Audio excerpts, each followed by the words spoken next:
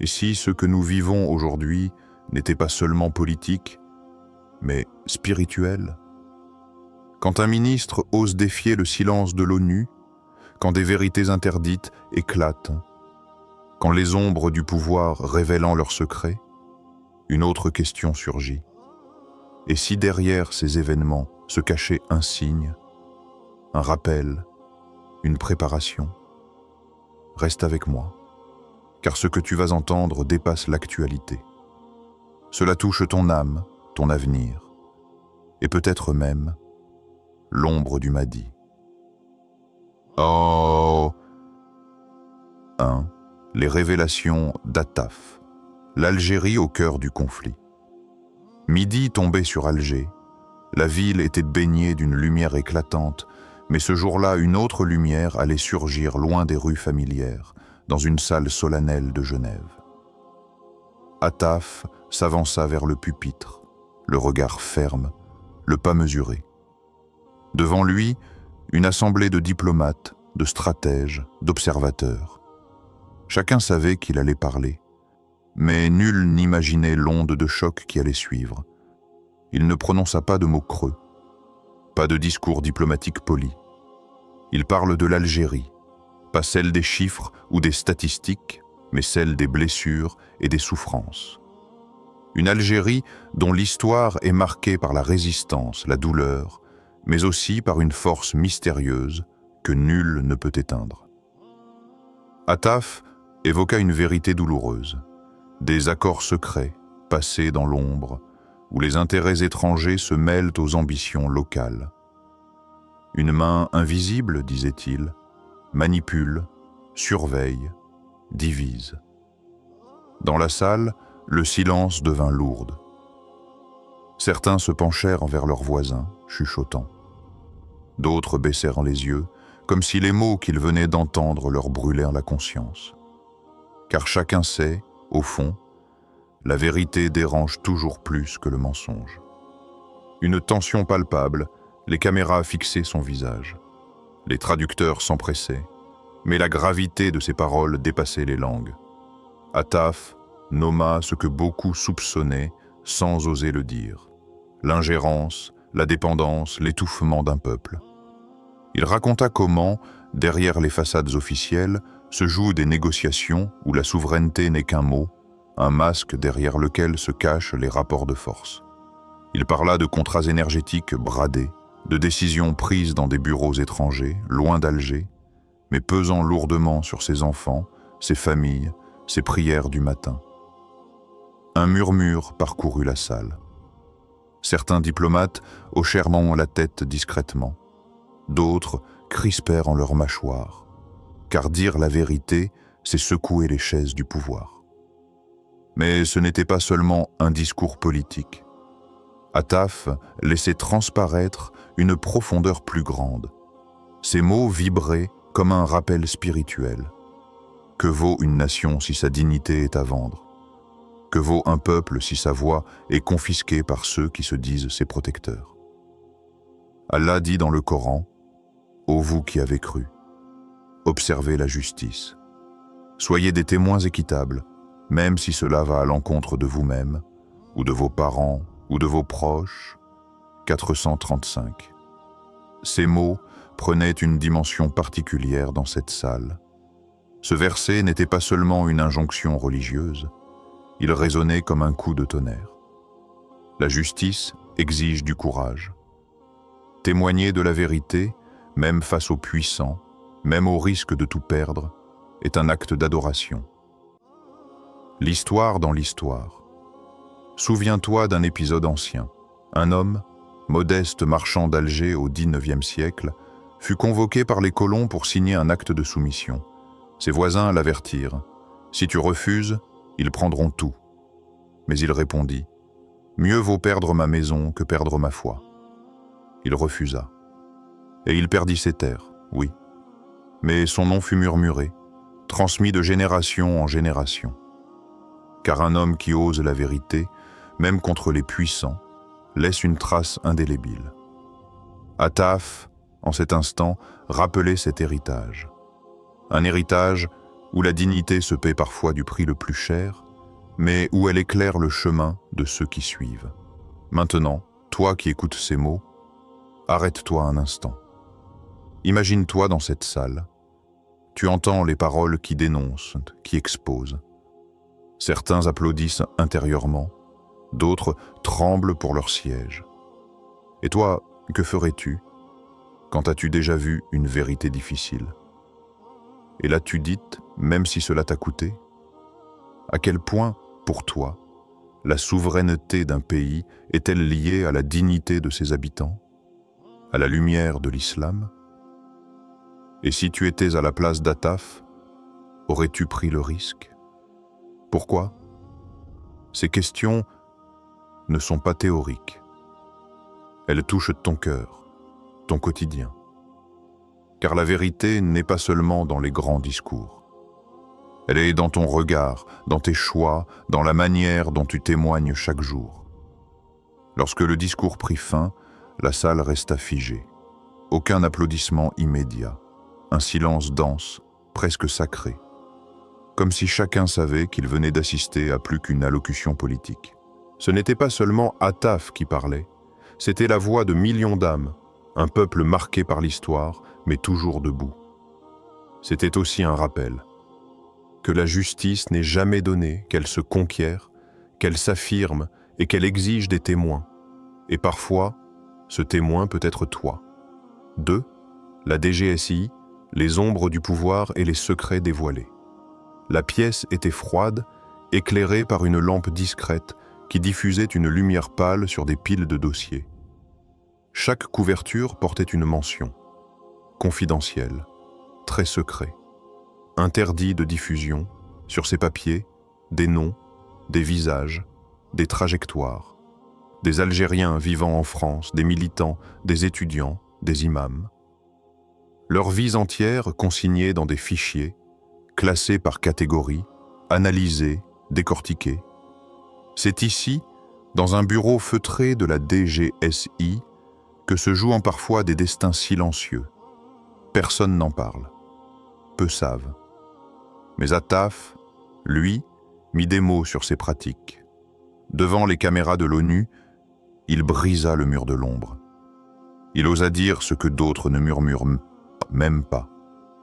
Que des chaînes invisibles lient encore l'Algérie et la France, des chaînes faites de surveillance, de manipulation, de calculs cachés. Les traces du secret. Imagine un courriel intercepté au milieu de la nuit. Une photo floue, prise dans une ruelle sombre, 2 silhouettes qui échangent un dossier, une voix enregistrée, à peine audible, parlant d'accords souterrains. Ce ne sont pas des films d'espionnage. Ce sont des réalités captées, conservées, parfois utilisées comme monnaie d'échange. Le matin venu, ces documents circulent dans les couloirs secrets, chuchotements, regards méfiants. Et soudain, une fuite. Un document s'échappe, volontairement ou non. L'information explose à la surface, brisant le silence. Ce qui était gardé dans l'ombre devient lumière. Le pouvoir, dès lors, commence à s'effriter. Car le secret ne survit jamais longtemps à la vérité. Les ombres et la conscience, mais ici, une question plus profonde s'impose. Pourquoi ces secrets existent-ils?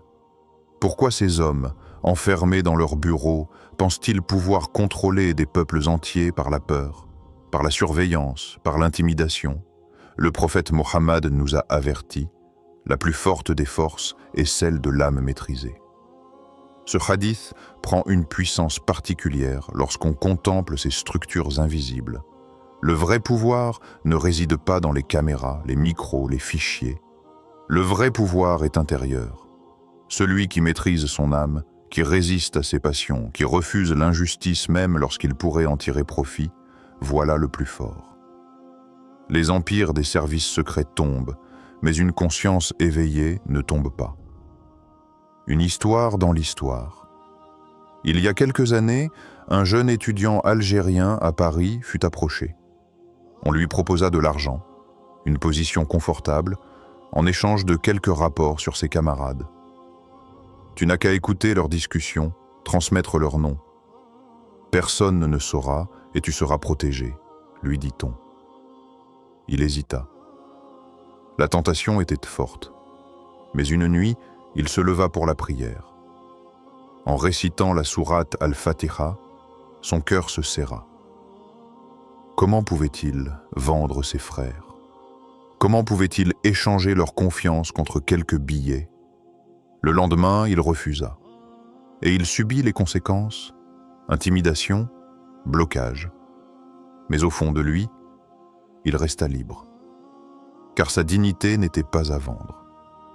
Cette histoire, peu connue, illustre ce que même les plus grands services secrets ne peuvent contrôler: la foi et la conscience. L'invitation spirituelle, pouvoir et secret semblent forts. Ils impressionnent, ils effraient. Mais la lumière de la vérité finit toujours par jaillir. Allah dit: la vérité est venue et le faux a disparu. Car le faux est destiné à disparaître. Coran 1781. Réfléchis.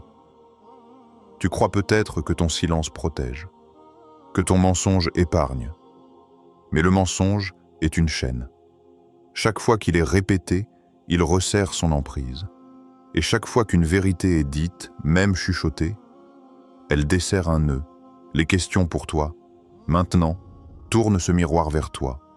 Toi qui m'écoutes, pose-toi ces questions. Qu'est-ce qui t'empêche de dénoncer une injustice ou un mensonge que tu connais? Est-ce la peur de perdre, le regard des autres, ou la fatigue de lutter? Penses-tu que la surveillance secrète, l'espionnage des consciences, est compatible avec la dignité que l'islam reconnaît à chaque être humain? Et toi, si tu sais quelque chose, si tu es témoin, où se situe ta responsabilité devant Allah? Ces questions ne concernent pas seulement les grandes institutions, les gouvernements ou les services secrets. Elles te concernent dans ton quotidien. Quand tu vois une injustice au travail, dans ton quartier, même dans ta famille, tu sais, tu entends, tu vois. Et tu choisis soit de te taire, soit de parler. Chaque choix te définit. Le poids de savoir, dans un autre coin du monde, un agent des services secrets, rongé par la culpabilité, avoua un jour « Ce que je n'ai pas dit m'a pesé plus lourd que ce que j'ai fait ».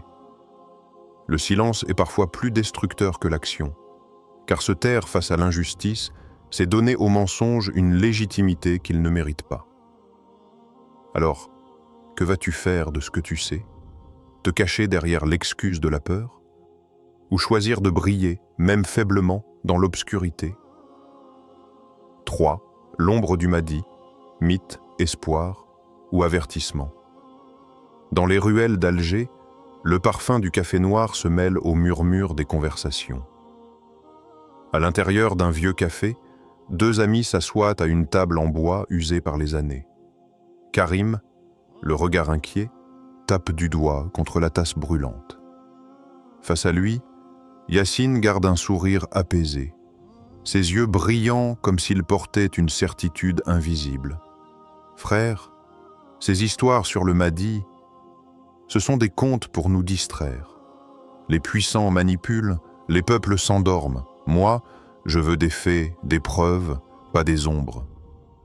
Yacine secoue la tête doucement, comme un sage qui refuse la hâte. Tu vois seulement la surface, les injustices qui s'étendent, la corruption, les guerres qui s'embrasent. N'est-ce pas ce que les anciens décrivaient comme des signes? Et si ces révélations n'étaient pas un simple mythe, mais un rappel? Karim soupire. Mais attendre une figure miraculeuse, ce n'est pas dangereux? N'est-ce pas une excuse pour ne rien faire? Yacine reprend d'une voix grave.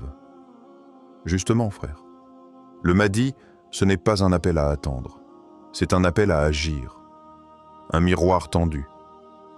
Es-tu prêt à accueillir la justice, à purifier ton cœur, ou veux-tu juste observer et juger? Dans ce café silencieux, la tension est palpable. Certains clients écoutent discrètement, attirés par la profondeur des mots. L'ombre du Mahdi, pour l'un, est un mythe qui détourne. Pour l'autre, un espoir qui exige. Mais dans les deux cas, c'est une question brûlante. Et si cette ombre était, en réalité, un avertissement, réflexion, spirituelle? Le Mahdi, une figure mystérieuse, enveloppée d'attente, d'espérance et de crainte. Dans les traditions prophétiques, son nom ne signifie pas seulement une promesse future. Il représente un symbole intemporel, celui de la justice ultime, du redressement des âmes et des sociétés. Mais souvent, nous réduisons cette figure à une attente passive, comme si son arrivée devait résoudre tous nos maux. Or, la vérité est plus exigeante. Le Mahdi extérieur ne remplacera jamais le Mahdi intérieur. Avant d'espérer un guide qui change le monde, il faut devenir soi-même un porteur de lumière. Allah a posé une loi immuable. Dieu ne change jamais la condition d'un peuple tant que les individus ne changent pas ce qui est en eux-mêmes. Coran 13:11. Ces mots sont puissants. Ils nous rappellent que le véritable combat commence dans le cœur. Purifier ses intentions, lutter contre ses propres injustices, se détacher de la corruption intérieure, voilà le chemin. L'ombre du Mahdi est donc une épreuve. Elle questionne notre sincérité. Sommes-nous prêts à accueillir la justice ou préférons-nous rester complices du chaos? Chaque injustice tolérée, chaque corruption acceptée, chaque silence face à l'oppression est un voile qui recouvre la lumière. Si le Mahdi devait apparaître demain, serions-nous dignes de marcher à ses côtés? Ou serions-nous trop enchaînés à nos habitudes, à nos faiblesses, à nos compromissions? Le mythe devient espoir lorsqu'il inspire un éveil. L'espoir devient avertissement lorsqu'il dénonce notre inaction. Et l'avertissement devient salut lorsqu'il transforme nos cœurs. Ces paroles ne sont pas des réponses toutes faites, mais des clés pour ouvrir ton propre chemin. Crois-tu en la venue de figures prophétiques? Si oui, que signifie pour toi préparer la venue? Est-ce une attente lointaine ou un travail quotidien, intime, silencieux? Comment purifier ce qui est en toi-même pour être digne d'un changement plus grand? Est-ce en luttant contre ton orgueil? En réconciliant ton cœur avec ceux que tu as blessés? En refusant la corruption, même la plus subtile? Quand l'ombre semble gagner, comment nourrir la lumière? Dans un monde où l'injustice paraît étouffer la vérité, comment garder vivante la flamme de la foi, de l'espérance et de l'action? Peut-être que la véritable préparation à l'ère du Mahdi n'est pas dans la spéculation, mais dans la discipline intérieure. Être Mahdi dans ton foyer, en guidant avec sagesse. Être Mahdi dans ta communauté, en défendant les faibles. Être Mahdi dans ton âme, en choisissant la lumière quand tout autour semble obscur. L'histoire de Karim et Yacine n'est pas seulement une discussion de café. C'est le reflet de notre propre dialogue intérieur. Le doute face à l'espoir, le réalisme face à la foi, l'ombre face à la lumière. Le Mahdi est-il un mythe? Peut-être pour certains, un espoir, assurément pour d'autres. Mais il est surtout un avertissement. Si tu attends la justice, commence par être juste. Si tu veux la lumière, purifie ton cœur. Si tu crois en une promesse, deviens digne de l'accueillir. Alors, l'ombre du Mahdi ne sera plus une peur ni une illusion. Elle deviendra une étincelle qui rallume le feu de la conscience. 4. Appel à l'engagement spirituel, responsabilité, foi et action. Dans la ville d'Oran, le soleil se lève sur des ruelles encore endormies. Les murs blancs reflètent la lumière du matin, mais dans une petite maison modeste, une voix douce résonne. Marie, jeune femme croyante, s'assoit chaque jour face à sa fenêtre ouverte, son Coran entre les mains. Ses yeux s'emplissent de larmes à mesure que les versets traversent en son cœur. Ses prières ne sont pas pour elle seule. Elle s'élève pour les pauvres, les malades, les exilés, les oubliés. Pourtant, Marie n'a ni titre, ni pouvoir, ni richesse. Elle ne siège pas dans les salons du pouvoir où se décident les destins des nations. Elle vit simplement, mais sa simplicité est chargée d'une grandeur invisible. Dans sa rue, elle partage son pain avec une voisine âgée, écoute un jeune en détresse, tend la main à un migrant silencieux qui passe. Ses gestes ne font pas les gros titres, mais ils nourrissent des âmes. Un jour, alors qu'elle apportait de la soupe à une famille réfugiée, un enfant aux yeux fatigués mais curieux lui demanda « Pourquoi tu pries pour ceux qu'on traque? Pourquoi tu aides ceux que tout le monde ignore ?» Marie posa doucement sa main sur son épaule. Son regard brillait d'une lumière calme. Parce que chaque âme compte. Parce que chaque injustice blesse ma foi. Parce que si je détourne mes yeux, je trahis celui qui m'a donné un cœur pour aimer et des mains pour servir. Ces mots simples traversèrent le silence comme une vérité que même un enfant pouvait comprendre. Sa voix, discrète, était une flamme dans la nuit. Une flamme fragile peut sembler insignifiante, mais elle peut briser l'obscurité la plus dense. Ainsi, l'histoire de Marie n'est pas l'histoire d'une héroïne visible, mais d'une croyante ordinaire qui, par ses petites actions, devient une lumière pour d'autres.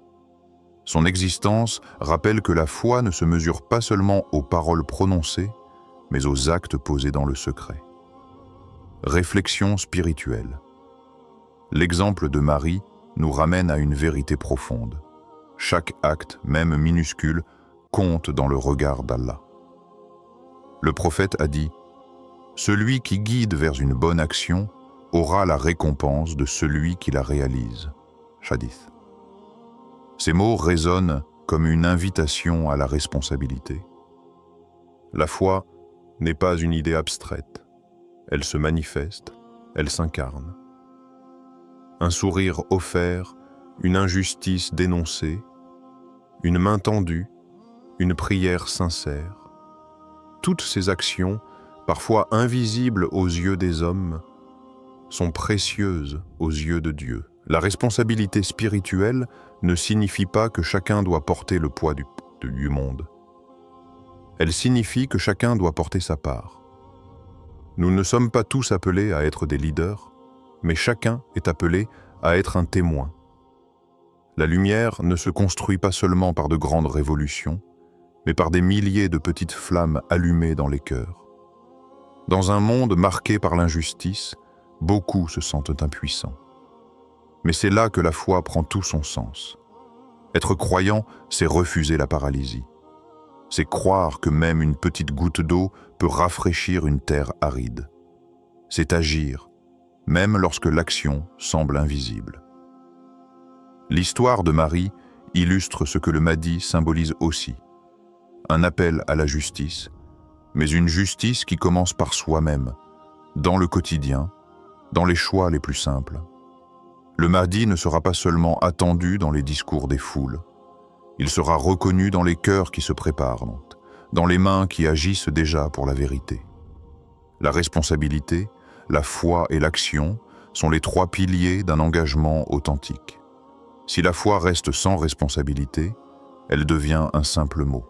Si l'action est sans foi, elle se vide de sens. Mais lorsque foi et responsabilité se rejoignent dans l'action, alors une transformation commence, à la fois intérieure et collective. Ces paroles ne sont pas faites pour rester dans les oreilles, mais pour toucher le cœur et éveiller une réflexion intime. Alors, toi qui écoutes, prends un instant pour méditer. Qu'est-ce que tu peux faire aujourd'hui, à ton échelle, pour la justice, pour la vérité? Cela peut être un geste discret, une parole de soutien, une prière pour un frère ou une sœur dans la souffrance. Quelle est ta part dans cette lumière collective? Est-ce que ta foi t'invite à plus que des mots? Les croyances que tu portes en toi se traduisent-elles dans ton comportement quotidien? Comment tes actes témoignent-ils de ce que tu dis croire?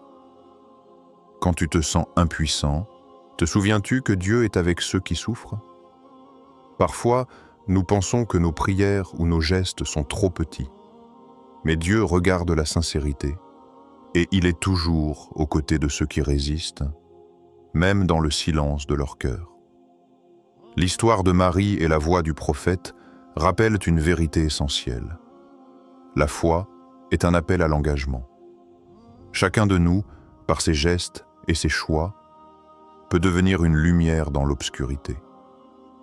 N'attends pas un miracle lointain pour agir.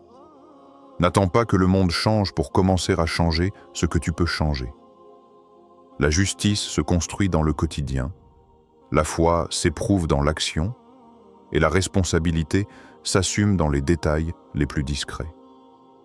Si tu choisis aujourd'hui de tendre la main, d'élever une prière sincère, d'être juste dans tes affaires, alors tu réponds déjà à l'appel. Tu deviens une étincelle qui éclaire l'ombre. Et peut-être qu'ensemble, ces étincelles, réunies par la foi et la sincérité, deviendront l'aurore qui annonce une ère nouvelle. Ataf a secoué l'ONU. Mais la vraie question n'est pas ce que lui a dit, c'est ce que toi tu vas faire. Chaque révélation est un appel, chaque injustice une épreuve, chaque silence une responsabilité. Le monde tremble, mais la lumière naît dans les cœurs éveillés. Alors je te le demande, seras-tu spectateur de l'ombre ou porteur de lumière? Le choix t'appartient, et Allah voit chacun de tes pas.